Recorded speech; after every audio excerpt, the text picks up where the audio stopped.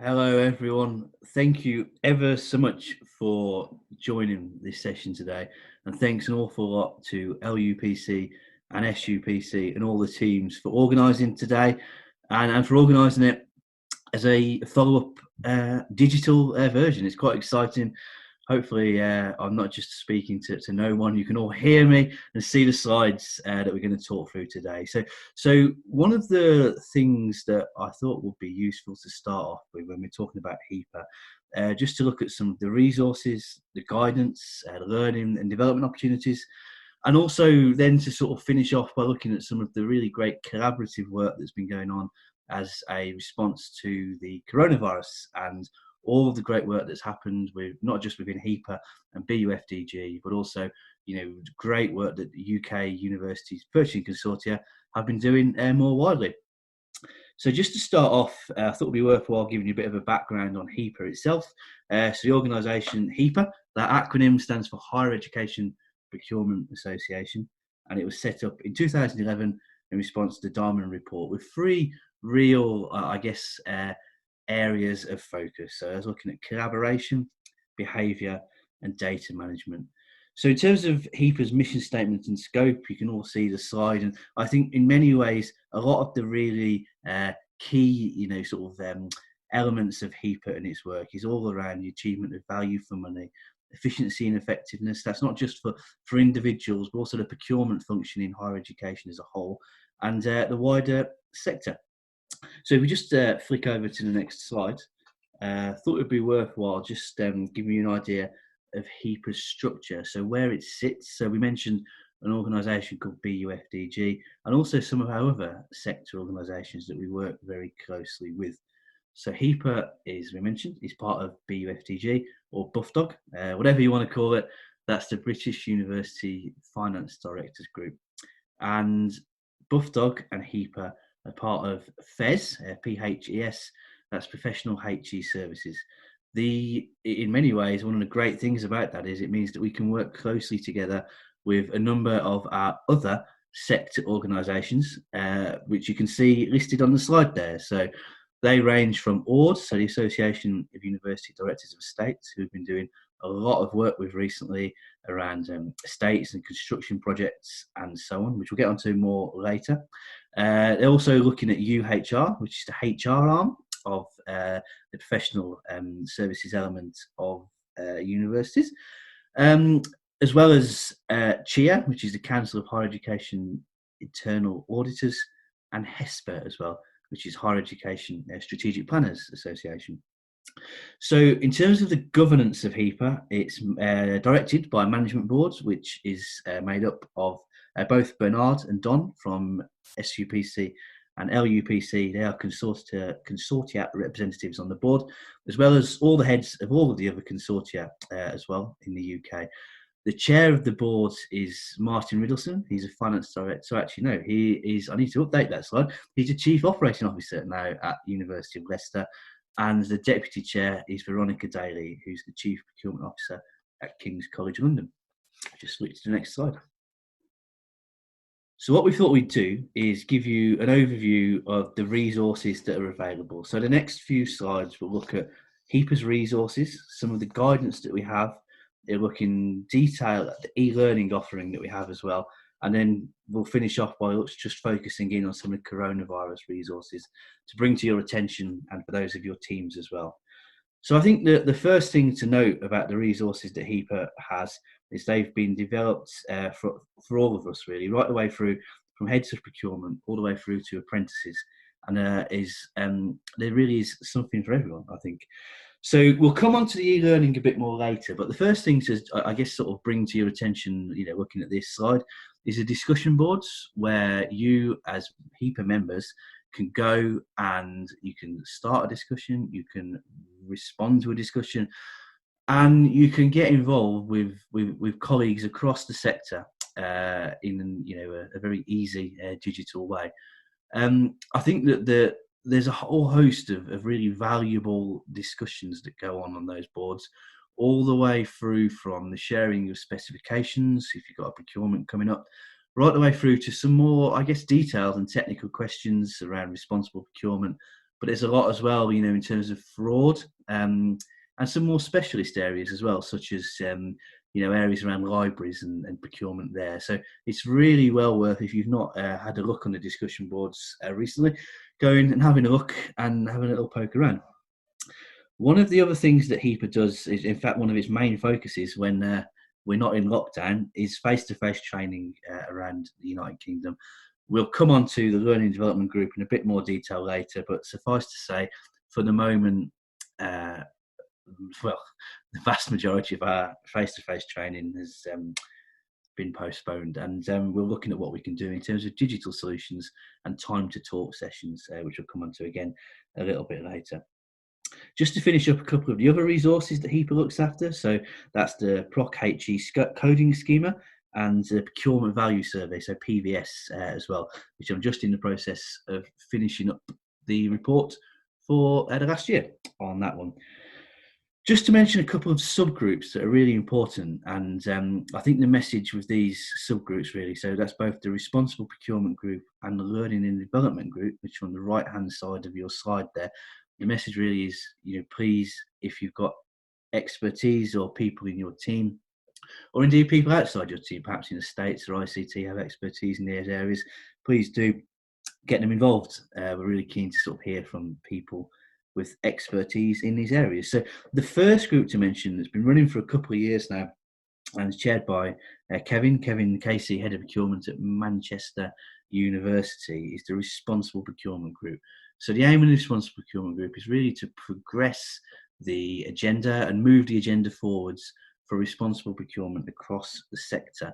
And there's 4 really interesting subgroups that are working as part of that Responsible Procurement Group, with a focus on those 4 areas that you can see on the screen.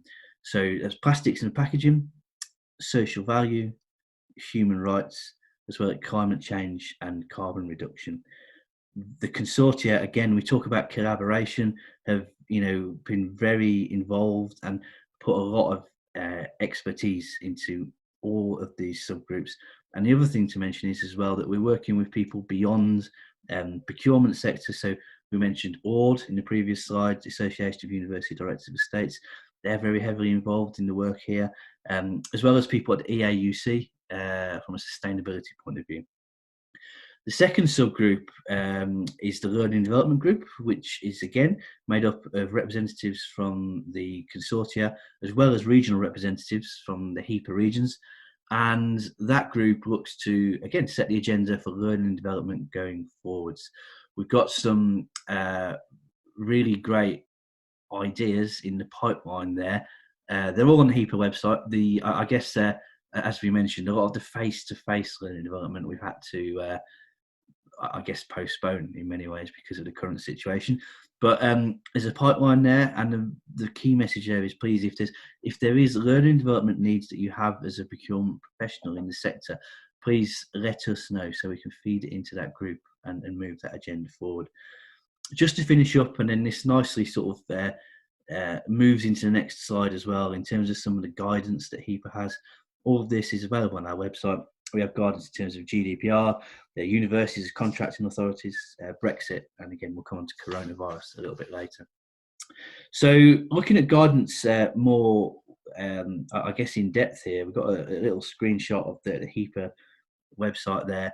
And down the left-hand side, sort of, a library of all the things and topics that are available to you to look at on the HEPA website, and almost, see other people's best practice, other sectors' best practice, but also to sort of share your own as well through the HEPA network. So the first place to start, if you ever need anything in terms of templates, documentations, policies, strategies, and so on, the first place to start for all of those great resources is the Procurement Journey, which is on, let's say, the HEPA website, and you can go into that procurement journey, and there's a series of different routes that you can take, and there's a whole host of information on there, and it's a really, really valuable resource. As I say, there's a whole host of template documentation. A lot of it now we're focused on sustainable procurement, falling out of the work of the Responsible Procurement Group. And just to kind of finish up really in terms of the guidance, really interestingly, what we've been doing again since the lockdown, it's I guess forced us to think very differently in many ways, and that's been to look at how we can deliver things digitally and remotely. So over the past couple of weeks, we've run a few what we've called time to talk sessions. Um, so again, we've got the links to these in the PowerPoint if you didn't manage to attend. But we ran a session on the PPN 0220. We ran a session on construction procurement, and on Monday, the 4th, this coming Monday, we've got a session coming on furlough. They've proved really popular, and it's really amazed me how the technologies work. Just like today, the technologies worked, and it's almost showing us a new way of working, which has been absolutely fantastic. So those time to talk sessions are sessions that we're going to continue with, and so please do keep an eye on the HEPA website and the monthly digests that we do for more information on those time to talk sessions. So we just flick over to the next slide. What I thought would be really useful to do is, again, not to spend the time reading through all of the modules here, but really useful to give you an overview of the modules that you have in terms of e-learning available to you as a HEPA member.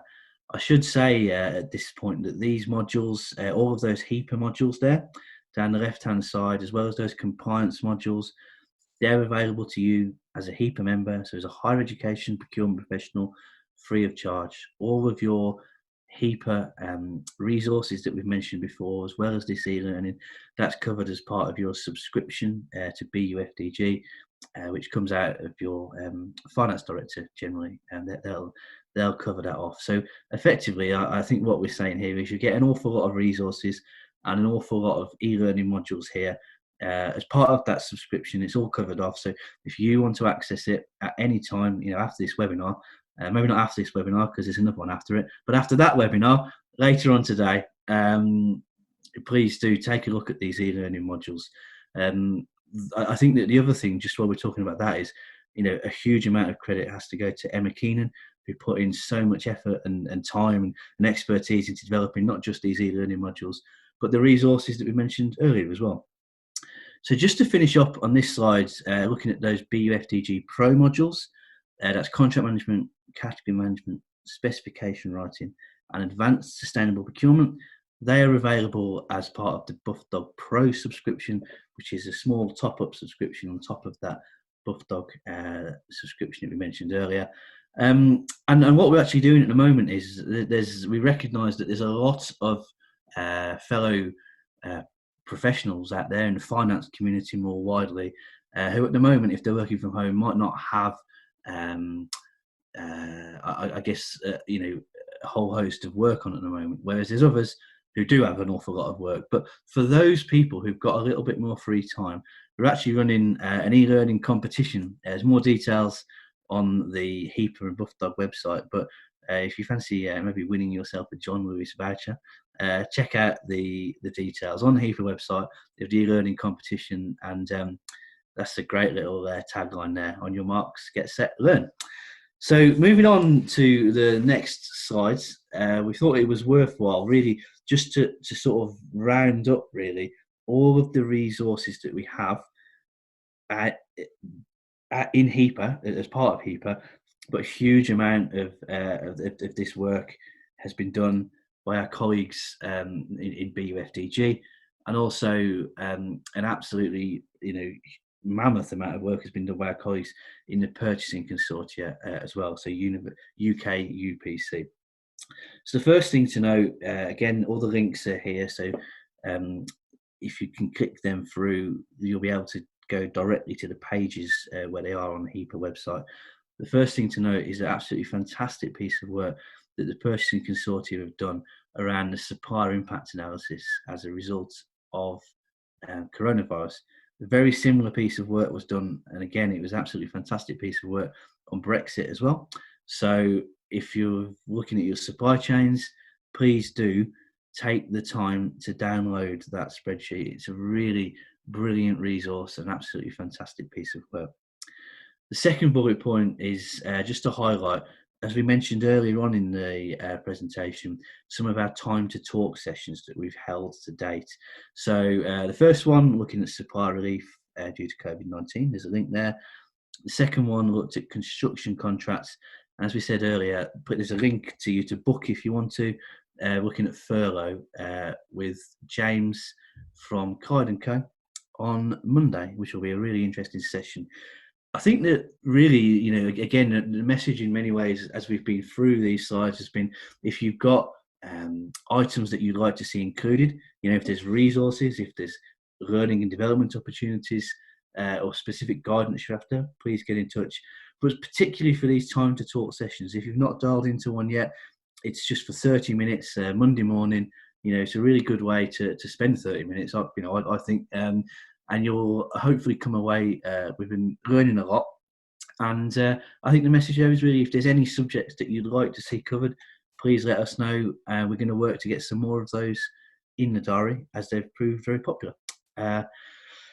The third bullet point is around the guidance that we've produced on fraud. Unfortunately, coronavirus has proved an opportunity for criminals that are looking to commit fraud, and they are targeting the sector. So please, if you've not already, do check that out and look at our counter fraud toolkit that we have, and use those resources as best you can to fight against fraud, which unfortunately people are using this current situation to try and commit. The final link there is, I'm sure many people on this session today were on the session, but a really good work by VWV and the legal implications of coronavirus resource library that was put together as part of the first part of the LUPC SUPC conference. There's a whole host of resources there that VWV have very kindly provided, so please do take the time to look at those. What I thought we'd do, if we move over to the next, and you'll be pleased to know, final slide, is just look at a few of the things that HEPA are working on in the next few months, and then from sort of summer and beyond, really. As we mentioned earlier, the procurement value survey, a little bit delayed, so apologies there. Been put back a bit by coronavirus, but we're just finishing it up at the moment, so that will then be released to all of the participating universities in the next few weeks. So that's the main focus, really, as well as, of course, working together on the coronavirus response. Summer and beyond it's almost forgotten with what's been going on in the past few weeks, but Brexit is around the corner, and there's going to be a lot of work that we can do to help you and your team prepare for that and the implications as a result of procurement. And also going back to our first presentation today and learning some of those lessons. And again, just to sort of reiterate the great work that the consortia have been doing on Brexit, over the past few years. And I'm sure it will continue, and we'll do some more analysis in the similar ways that we've been doing around coronavirus, and when we're looking at no-deal Brexit as well. So there's some work on Brexit coming up, as well as we mentioned earlier, the counter-fraud toolkit. So unfortunately, people are, increasingly seeing universities as a vehicle with which to commit fraud, and that's happening in many ways. So we're going to work with the counter-fraud working group to see what we can do in terms of helping and assisting the sector, looking at the guidance that we've already got and the toolkit that's there. So that's, I think, 21 minutes past, so I'll stop there. We're going to have questions at the end, but for now, thanks ever so much for listening to that, and I'll hand over to Jayne.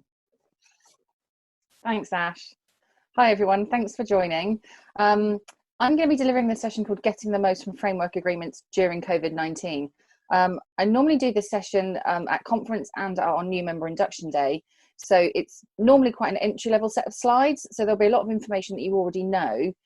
So we've tried to gear it more towards getting the most of frameworks during this trying period now. So if we go to the next slide, it's got a quick overview of what we're going to look at.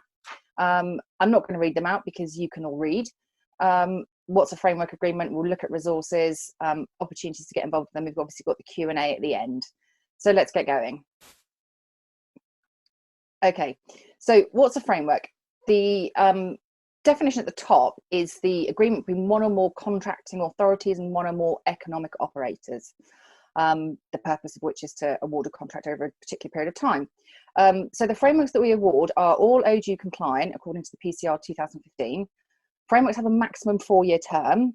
I would caveat that and say, depending on the subject matter, and if you can justify it, you can go over that 4-year term. Be very, very careful. And it provides a compliant way to call off quickly and easily. Otherwise, as we all know, the full tendering process is quite lengthy and quite time consuming as well. So let's go on to the next one and have a look. Okay, so there is a lot of collaboration that goes on. So SUPC and LUPC collaborate with a number of other purchasing consortia. And that gives you a huge range of agreements rather than just the ones that we can put together ourselves. So it's much quicker than doing a full ODU. You get enhanced savings through aggregated demand. So it's just basically maximising those economies of scale. And you get your value through the avoidance of duplicated effort. Otherwise, we'd all be doing the same frameworks. And that's a lot of effort for us. It's a lot of effort for the supply chain as well. So frameworks really do benefit everybody. Okay, let's have a look at the next one. So we'll look at the compliance aspect here. So you get pre-approved vetted suppliers. So we do a big financial check on them as well. The frameworks that we put together are grant compliant. So if you're ERDF and ESIF grants, then they are compliant and they should stand up. I say should. They will stand up to scrutiny by those auditing bodies. There is a lot of information. So if you do get audited, let us know and we can pull any extra information together that you need. You also get active contract management from your consortium partners. So it's another set of contract management meetings you don't need to have. And we're also there to have those really tricky conversations. If your relationship does start to sour with the supplier or you're not getting the service that you need, we can have those tricky conversations so it doesn't damage your relationship. As you go to call off as well, all the T's and C's have been previously agreed. So it shouldn't take too long to get those through your legal teams. And it means you don't have to have a negotiation with the suppliers every time. And you've got support from consortia colleagues when you need it.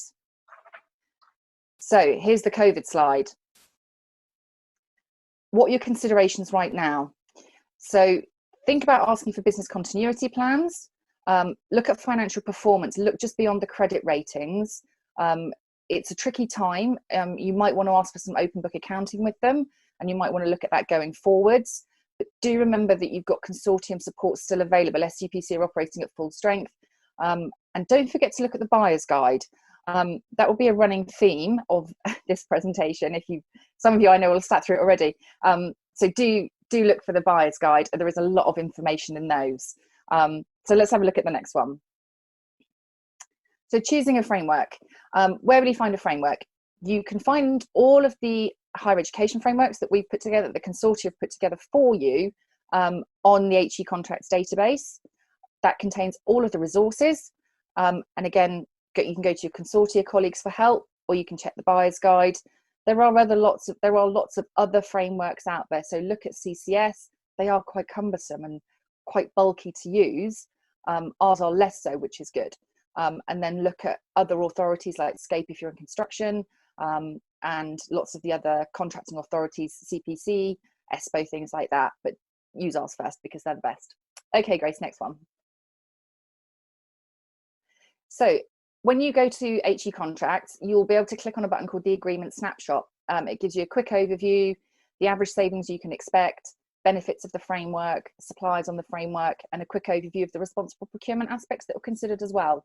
So that just gives you a really, really high level overview to find out if it's actually going to be suitable for your requirements. Okay, next one. So these are the resources that you'll typically find on HE contracts. Oh, there's the buyer's guide again. You'll see that that's there. You'll get the original specification that we used. You'll get blank copies of the SQ and ITT documents. You get all of the templates that you need, OG notices for your auditing and compliance aspects. All the supplier contact details will be there with email addresses and telephone numbers. And again, if there's something there or something that's not there that you need, get in touch. And if there's something else you'd like to see, obviously get in touch with us. Okay. So let's move on and see how we can use frameworks to get the best value. Next slide. Here we go. So this is your framework agreement. And you've got three main call-off options. There's a direct award, there's desktop exercise, there's a mini competition, and then there's a hybrid method. Okay, let's have a look at the next one. So when to direct award. If it's a single supplier on the framework, you can obviously go to direct award. You can go to the number one supplier on a framework, provided there are no changes, and you can go to the number one on a ranked framework. Be careful, not all frameworks are ranked, so it doesn't mean that you can automatically go to the number two supplier. You can use a direct award when there's no direct changes to the specification and there's no changes to the call-off terms and the pricing's clear for the slides, for the things that you want to buy. Okay, let's have a look. Here's your COVID-19 considerations. It is a really, really quick route to market. So if you've got a really, really urgent requirement, direct award is a great way of doing it. It won't always offer the best value. The price that you see is the price that you pay. We know from experience that further competition does increase the value that you'll get from those frameworks. And do think about your SLAs and KPIs from the outset. Also, at the moment, with the COVID-19 considerations, I'd think about exclusivity and an exit strategy. It might be that you don't want to be in that agreement for an awfully long time. You don't want to use the full 4-year term. It might be just a quick fix. So consider those when you direct award. Okay, let's have a look at the other methods. So a warning. Here's some warnings. There's no competition, so you will pay that framework pricing. I would avoid it even now if you've got complex specifications or your requirements are particularly emotive.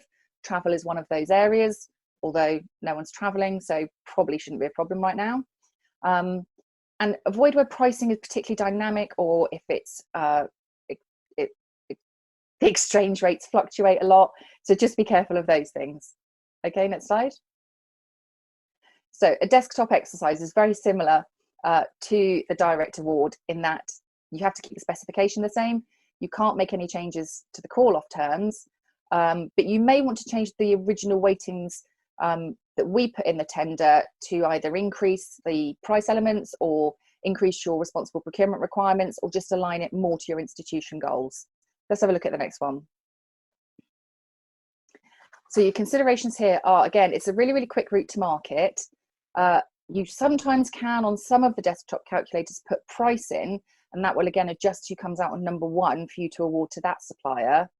Again, it may be service or quality elements that you want to adjust, but do again think about your SLAs and KPIs. Okay. So the hybrid method, now this is a method where you do the desktop and the mini competition together and put the pricing back in. You can use it if you're comfortable with the qualitative elements of the ITT, and that's when you get updated scoring. It's not available on all frameworks. I know that Books is one of them. So check that method because it might be the one that works best for you. Okay, let's have a look at the next slide. So here are some aspects of further competitions and why you should use them. If your pricing is dynamic or there's changes in technology, if you've got specific requirements or you want to make minor specification amendments or add to those specifications, if it's a single purchase, high risk or high value, if it's for a massive project, or you know there's going to be an ongoing commitment over a period of time, such as travel or your temp agency requirements, or an ongoing agreement for IT parts and accessories, or perhaps a lab agreement. Okay, let's have a look. Your considerations right now, really do consider business resilience. You want to make sure that the company that you're going to direct award, not direct award to, that you're going to further comp and then award to, has got resilience going forwards. You're going to need to make sure that both you and them have got the staffing levels to cope with a mini competition at the time. You're going to need time to respond to those bids that you get back, as are they. And you need to consider, have they got the ability to onboard a new client if your requirements are long-term or complex or specific. Will you need longer to go ahead and do that? Okay, let's have a look at the next one. Okay, so some tips. Pre-market engagement. This is absolutely crucial anytime. If you engage with the supply market before you get to them, you'll find that there's a lot of things you may not have known about the market. There's things that you can find out from engaging with those suppliers to help build your specification. You might find you're over-specifying, or you might find there's technology in the market that you didn't know about it. Give yourself sufficient time to carry out all your stages, including evaluation and your standstill period, and always remember to give feedback. Invite all of the suppliers and make sure that any questions that you do ask are proportional and relevant, and make sure that the scoring is also proportional and relevant. Again, you'll find details in the buyer's guide. Let's have a look at the next one. So, as we said, pre-market engagement's even more crucial right now. Allow extra time. You still have to follow the rules. PPN 01 did talk about using emergency procedures, but I would be really, really careful that you're not doing it to get out of a hole when you should be using a further competition or a direct award. And frameworks do give you that really, really quick and easy option. Okay, let's have a look at the next one. Okay, so framework pricing is the maximum you'll pay. If you go out and compete with the suppliers for your business, then almost every time you get better value. So when you call off through a mini competition, then you will get better pricing. Give the bidders as much information as you can on your current requirements on usage. If they know how much you're spending in particular areas or on particular goods, it will allow them to produce better pricing and be better geared up when they do bring you on board. Don't forget your standstill and feedback. They are really, really important, and make sure you agree your KPIs and SLAs from the outset. Okay, next slide. Framework don'ts. Don't ask the same questions we did. Don't create a framework within a framework. So with frameworks, you can only award to one operator. So that doesn't mean that you can run a mini competition with 10 suppliers and award to your top 3. It doesn't work like that, and it's not allowed. Don't create a restricted tender. So if you are going to further comp, you have to invite all of the suppliers into the process. And don't vary the weightings by more than the permitted amount. It will tell you in the buyer's guide and in the original tender documentation how much you can vary those weightings by. So be careful to stick within those boundaries. And don't significantly vary the call-off terms. You can vary some of them, but don't make what would be considered a material change, because that would be non-compliant. Okay, thanks, Grace. So what do you need to consider now? Again, following the rules. Consider your T's and C's. I think this is really crucial right now. Look closely at your force majeure clauses. Consider things like frustration. Look carefully at credit reports. Are they really reliable at the moment? I think there's been a lot of changes going on, and I think there'll be a lot of companies that are suffering right now, and as such, their credit reports will probably suffer. But check what their business continuity plans are like, and ask to see a copy of their audited accounts for the past 2 years, because if they're cash rich at the moment, then hopefully they should survive this period that we're going through. But do be really careful when you're doing that, because credit reports are not notoriously unreliable, but they can be unreliable. So make sure you do your homework on that. Okay, next slide. Okay, so the benefits: understanding the supply market better, understanding what's available. There's better competition, better return for longer term commitment. You know what you're going to spend, hopefully, over a longer period of time, and you can get better service if you define what you want and you engage with that supplier, and you engage with one supplier exclusively for that business. You will always get better customer service. Okay, next slide. So ultimately, getting the most from frameworks: engage with your suppliers, get involved and speak to us. We've got a lot of knowledge on other mini competitions, how other institutions have engaged with them, how suppliers are performing. Make the suppliers compete for your business. If they really want it, they will really put the effort in, and you will get some really good pricing and service from them.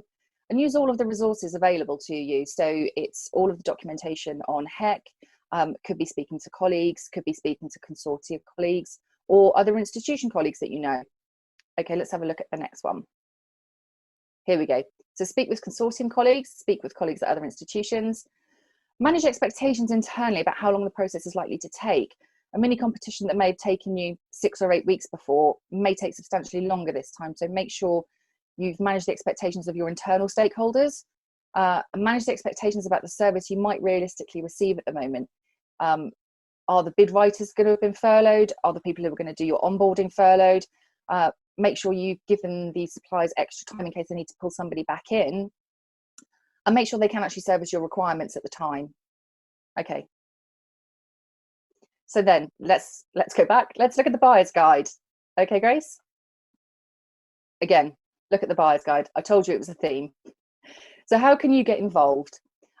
Join a tender working party. These are really, really important. And as a consortia colleague, then I know how hard it can be to put tenders together if you're doing it alone, because we don't ultimately use them at the end of the day. You guys are the ones with the experience. So do join a tender working party. It gives you an opportunity to have your say on the specification, and it gives you an opportunity to put input into the tender process and what that framework is going to look like at the end of it. They're really good to join, and you can find out so much more, and they're also really good networking opportunities. You can attend meetings with suppliers for review meetings, or you can join a commodity meeting. Again, they're excellent opportunities to network with your co-workers.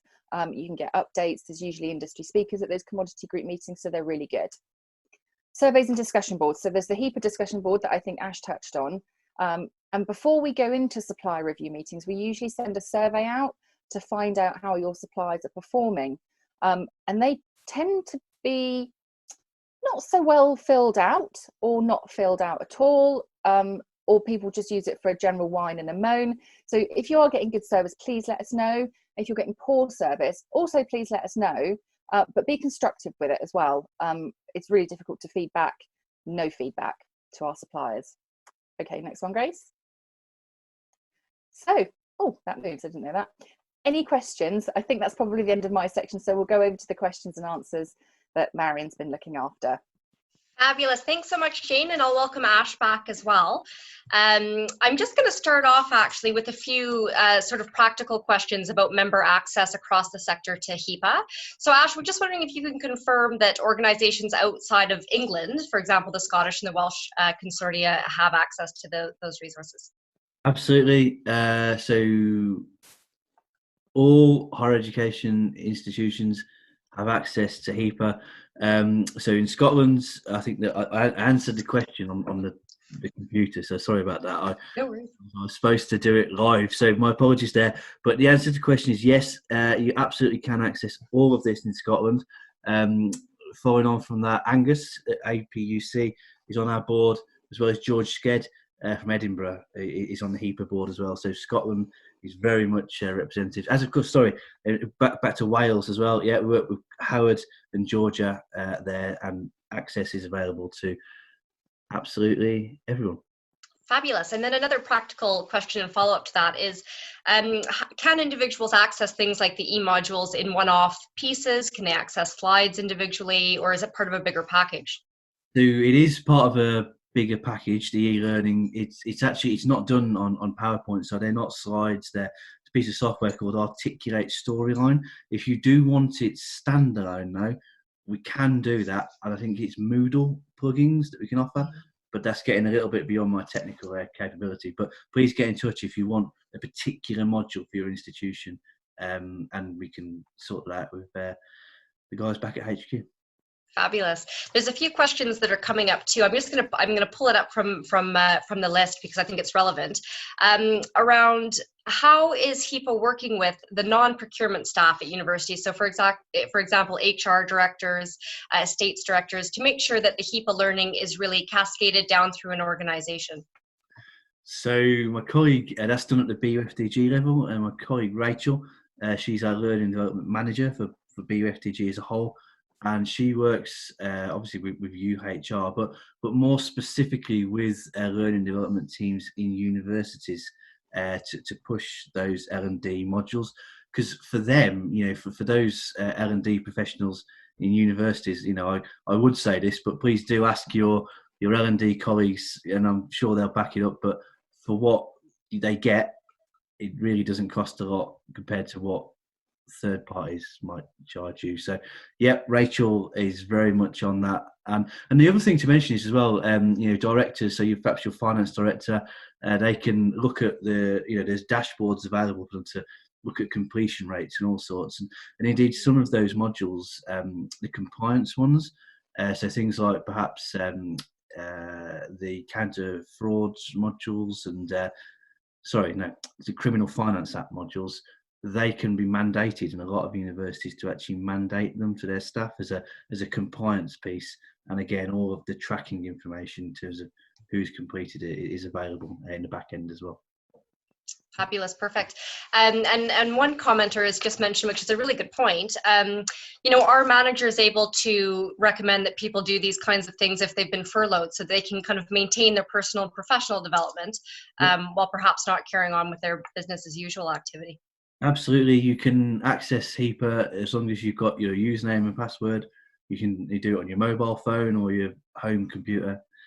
So yeah, you could, wherever and whenever you can do those modules. Yeah. Yeah, and this attendee actually makes a really good point about now being a critical opportunity to demonstrate value for money, both as sector organizations to our members, but also as procurement teams to their organizations and institutions.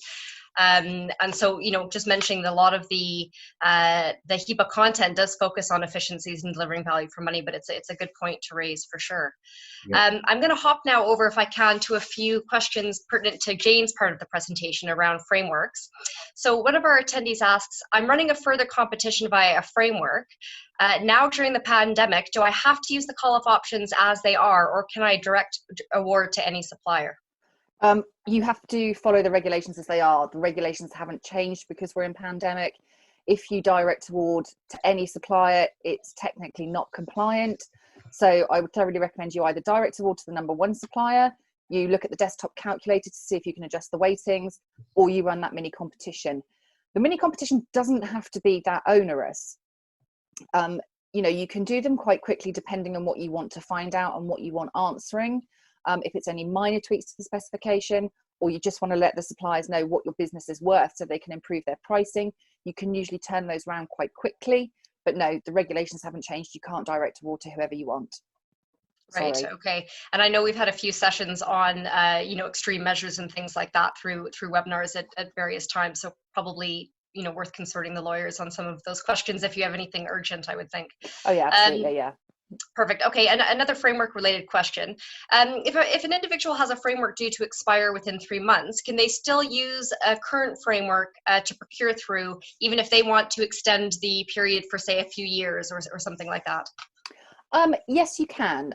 If there's 3 months to run left on the framework and you want to award for multiple years, that is technically allowed within the regulations, because you can award for the maximum length of the original framework term. So if it's a 4-year framework, it's got 3 months to go, you could plausibly award for 4 years.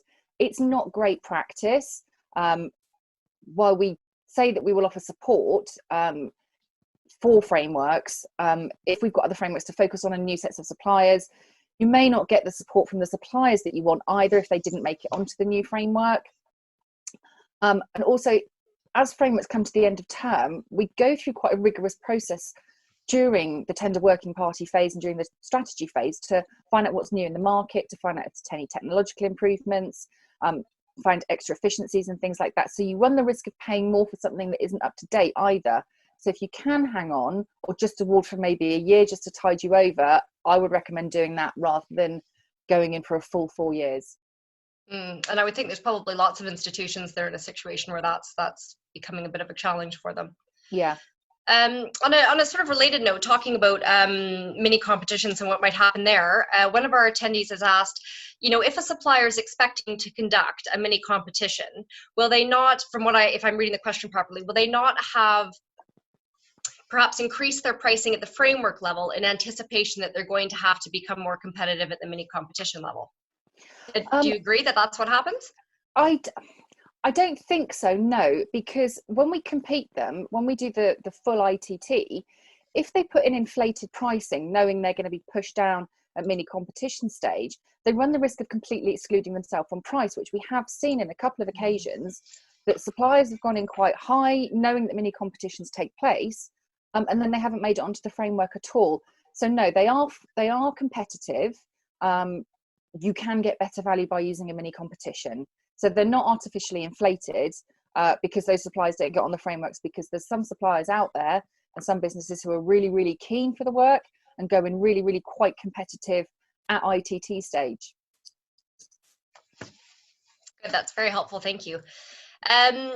A few questions for Ash now, I think, and actually Jayne may be able to speak to this as well, as can I, but some people wondering if there's support for SIPS training through HEPA or what might be available in the sector. So if I give that to you first, Ash, I can pipe up then with some other options. So we do, start again. SIPS were and will be working with us in the learning and development group in terms of how we can promote SIPS throughout the sector from a learning development point of view. and also around what there is available post SIPs as well. In terms of specifically looking at SIPs training, I know that the Northeast, so Debbie Shaw is contact at the Northeast, they have a SIPs program. I'm not sure, Marion, do you or LUPC? LUPC and SUPC. LUPC kindly set up an agreement with a provider that's open to both LUPC and SUPC members. I believe LUPC cover the cost of textbooks for their members, but suggest that if you're interested in doing that, you contact probably Don Bowman at LUPC, or you can contact myself at SUPC if that's something you want more information on. On that framework though, I would recommend that you have a look at it and check what the service providers do offer and what the service provider on that framework does offer, and make sure that the teaching style and the learning resources that are available do absolutely meet your needs, because it might be an online course and you didn't want it online, or you might want textbooks. I'm very much a paper-based learner, so make sure that it fully meets your needs. Absolutely, and I think there's real variation in service providers out there, so it pays to shop around, I think. But as always, again, a really good opportunity if people are finding that they're not as busy as usual. Personal and professional development is something, we usually don't get this kind of chance in our day-to-day lives, do we? So just a couple questions back on the framework side of things. Individuals are wondering how frameworks are funded in general. So I'm happy to speak to that, Jayne. I don't know if you want to talk about the tendering process in general and how that works. And I can perhaps speak to the funding element, which might be talking more about how the consortia are funded potentially. Well, yeah, in terms of the funding, it's kind of my day job really to run tenders. So that's how the tendering process is funded. Marion, you can talk a little bit on how the consortia differ, but that is kind of my job. So we do that hard work, and we're specifically funded by the members. So we carry out those long, laborious ITT processes with the whole market, so that you don't have to so that the institutions don't have to do it. That's kind of specifically our role. And as an example, I recently did the temp agency framework, and we did that as a two-stage. So we did it as a restricted process. So when we went to SQ stage, we had something like 78 bids from suppliers, and that's a lot of information to go through and check their compliance, and then do a scoring on that to make sure that those suppliers meet your needs before you take them to the second stage. And when we went through to the second stage, we still took 29 suppliers through, so that's 29 ITTs. So that's why SUPC and the other consortia are funded, so that we carry out those really, really big processes, so that you can have a really, really quick call-off method. Great, thanks, Jayne. And just to add to that, in terms of how consortia are funded to be able to procure and deliver these frameworks to you, it's quite a blend across the sector. So you'll find that some consortia are primarily subscription-based in terms of their funding. Some are funded through retention of marketing premiums, and some have a blended approach. So there's pros and cons to each different setup, but you will find there is a variation across the sector in terms of how those work. We have an interesting question actually on back to frameworks away from funding, but standstill periods. All right. So if we're doing a standstill, or if we're doing a tender right now, do you still have to allow the same standstill periods given where we are with COVID-19? Standstill at call off isn't mandatory. It is best practice. I would always do a standstill if you can, because with the best will in the world, I always hope that my process stands up to scrutiny. So I would hope that yours does too. They're not mandatory. They are thoroughly recommended though, because if a supplier particularly wanted your work, or you've excluded them for some particular reason that wasn't on the basis of their bid, you need to give them time to have a look at that and see what they want to do. Even if you don't go for the full 10 days and start it on the day 0 and finish on the 10th day at midnight and go from there on in, I would definitely give some kind of cooling off period. Right. Okay. And then what about standstill periods during mini or further competition? Oh, sorry. I thought that was mini competition. They're at framework stage. They're absolutely mandatory. Yep. Sorry about that. Framework is absolutely mandatory. At call off and mini competition stage, it's not mandatory, but that's where I would thoroughly recommend it. Fabulous. Okay. Here's a very good point. There always seems to be an issue with suppliers accurately capturing the correct organizational spend. So how do we capture this effectively? Should there be some form of pro forma we issue to supplier to ensure it gets captured under framework spend? And what's your advice for members? So about 18 months, 2 years ago, SUPC completely updated our sets of terms and conditions. And as part of that, we got an order form. So it doesn't contain any of the T's and C's. And it's a it's actually quite a big form, but it can be quite a basic form. And you don't have to fill it all in. So it asks for the institution name, the supplier name, the dates to and from, what you're awarding, who's likely to do the work, any specific terms and conditions, any insurance levels you might want to adjust. And it just formalizes that agreement once you've signed your call off, so that the supplier knows that that's the framework that they're working towards. And right. the other suggestion is, if you put the framework provider, so SUPC, the framework number, which is usually like PFE, something or another, and then with your order number, say, calling off under the SUPC or LUPC or whatever framework it is, just reference that on the POs when you go to pay the invoices and so on. Right, excellent. Thanks, Jayne. Another good question. If there's a levy on suppliers, how do you counteract situations where suppliers will attempt to offer customers a cheaper option to go direct? I would be really careful doing that, because if you're using a framework, it would suggest that your spend is over threshold, so you have to follow a proper procedure to spend that money. And if they're trying to make you go outside of that, one, you run into issues of being non-compliant, and another supplier has the opportunity to challenge you on that. And secondly, the framework is there with all of the T's and C's done. We've done all of the supply vetting. We do all of the contract management. We've put all of that documentation together. There's all of the e-learning that we do with it. So you're benefiting from all of those things. If you go outside of that framework, you don't get consortia support. So if you go outside and you do decide to avoid the levy and you go with a supplier directly, we can't help you when it goes wrong. One of the things I'd just add in terms of savings that can be seen through further competition. So I know the framework level pricing is always competitive in any case, but we, as I'm sure other consortia have done as well, we ran an e-auction a few years ago on lab waste disposal units. And actually the further savings was pretty significant, in the region of 11 to 20%, depending on the institution and what they were looking to procure as part of their basket. So it can be quite a significant savings. I know you always recommend further competition. I do. Yeah, absolutely. Thank you very much. Do you think there will be a similar trend for more dynamic purchase systems, or DPSs, being used and created in higher education, as is the case with CCS and other public buying organizations? I kind of recognize that question. Yeah, I think potentially we might look at some of them. They're very, very good where you've got very, very similar repetitive purchases.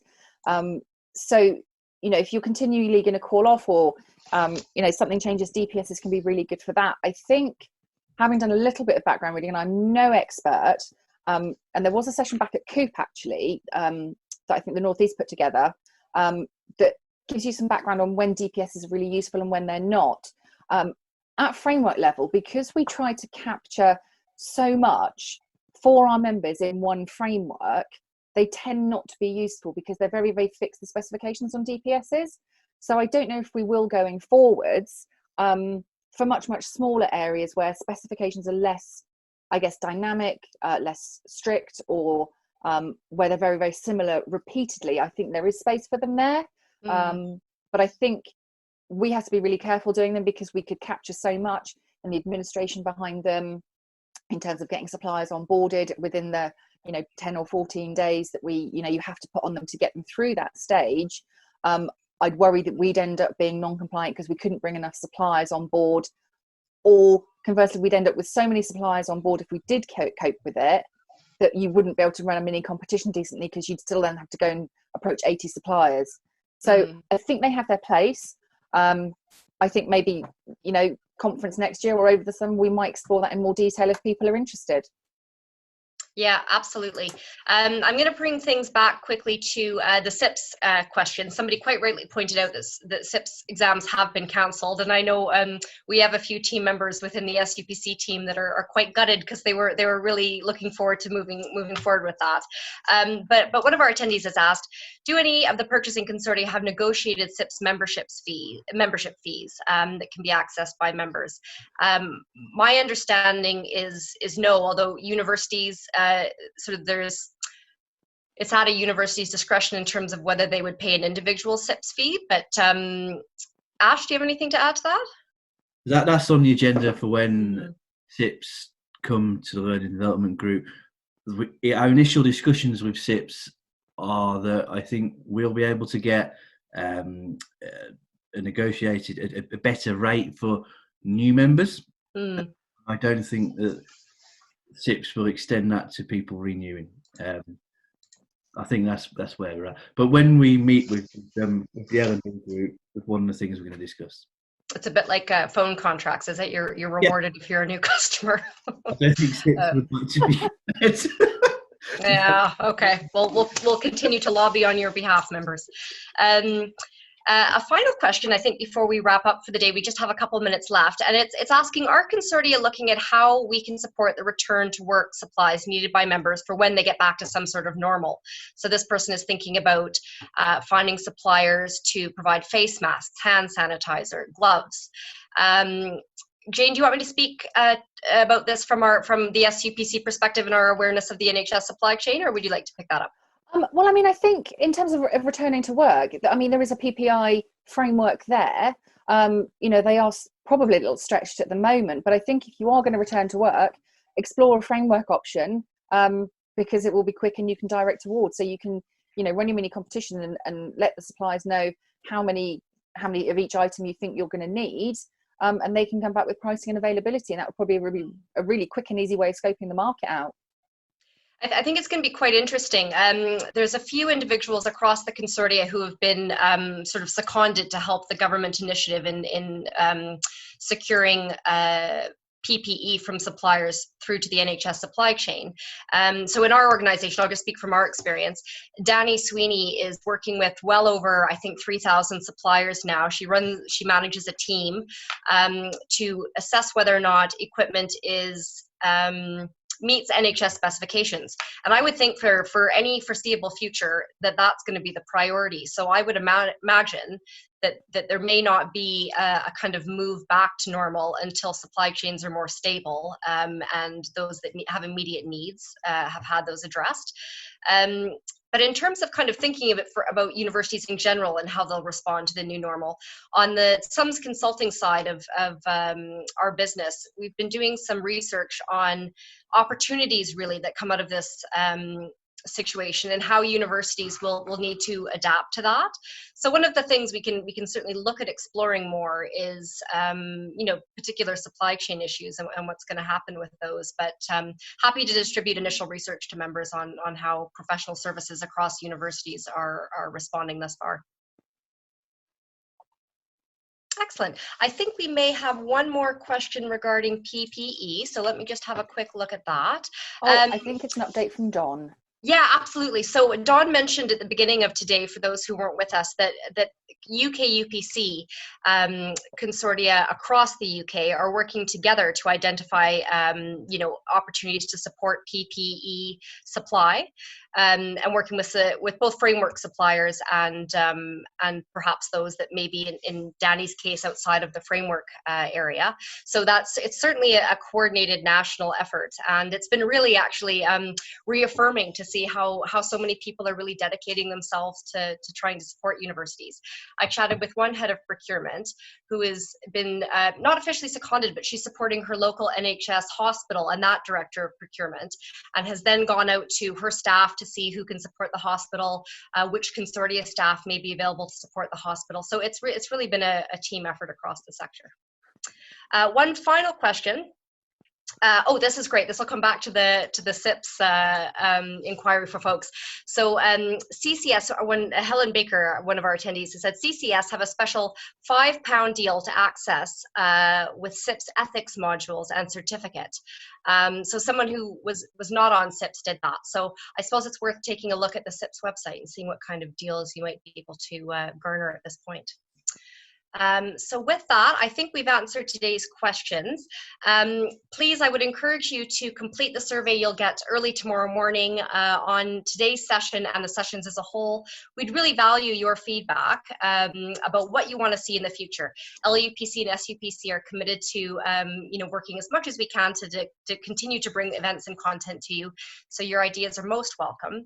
I'd like to remind you that you have a bit of a break now, half an hour, and then you can join us for the fourth and final webinar of the day via the unique link in your joining instructions. But before I say goodbye, a big thank you to Ash and Jayne for their help. Thank you, audience, for your great questions. We've recorded this, so for those of you who'd like to view it after the fact to jog any memories, we can make it available to you. Okay, thanks everyone. We'll see you for the last session at 3:30.